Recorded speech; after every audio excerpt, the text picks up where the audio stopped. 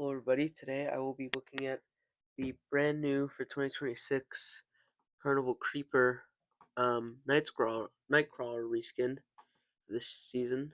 Um, he's pretty cool. I like that we're finally getting a Nightcrawler reskin because I think that was a really unique mechanism, and I'm glad that they're using it again. Um, he looks pretty cool the way he sways back side to side, back and forth. Um, his face actually looks pretty detailed. Just the way I like the little cracks and wrinkles. Um, looks like the jaw also might move. I'm not entirely sure yet. We'll see that in the video in a second. Um, I like the colors that they chose for him with the yellow and black, and then with the white as well. Um, his shoes also look very big. They look like crouchy size, just kind of flat. But they might look bigger in person or smaller. Not sure yet. There's a back view. Uh, Another back view. Now 4 feet.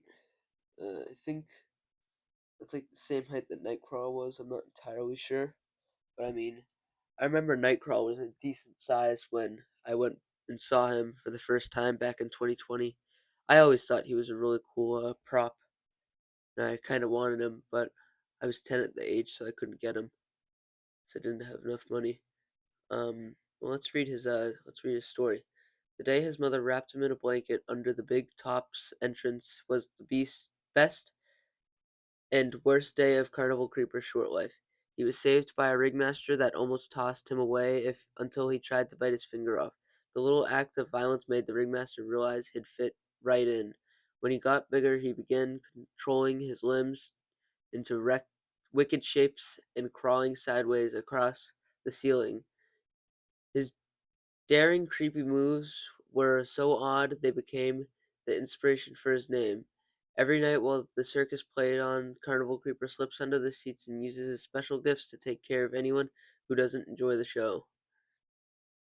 And says that he's iris sensor activated, comes with an adapter.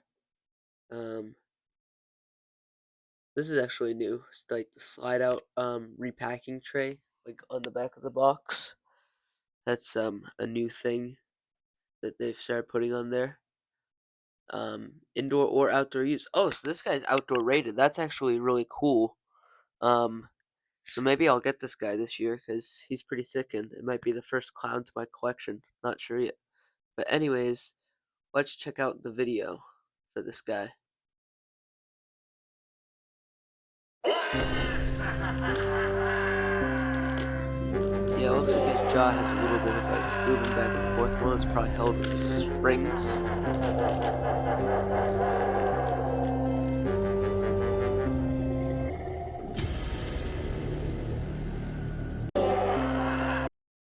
Actually, go back to the beginning. Yeah, his face is let's actually move to less blurry picture.